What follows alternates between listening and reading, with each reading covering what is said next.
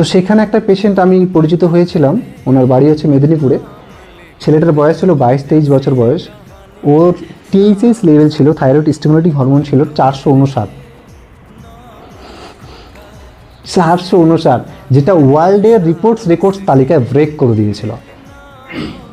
সেই পেশেন্টটা 6.0-তে এসেছিল within 3 month, শুধুমাত্র আপনাকে যেটা বললাম সেগুলোর মাধ্যমে,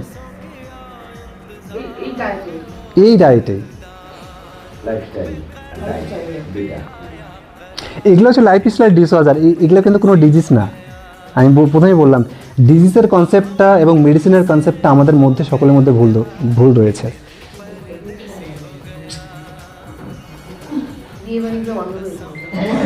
দেখুন, মাসে 2-1 দিন না, কোনো খাবারের ব্যবস্থা ছিল না, দুপুরবেলা ব্যবস্থা ছিল, আর বিয়ে বাড়িতে মানে মিট মাংস কোনো দিন ছিল না। এগুলো এখন শুরু হয়েছে ভাই, সত্যি কথা। এই দেখুন, মাসে 2-1 দিন না আমাদের বডি এটা সহ্য করে নেয়। মাসে 2-1 দিন কিছু হয় না। না না না।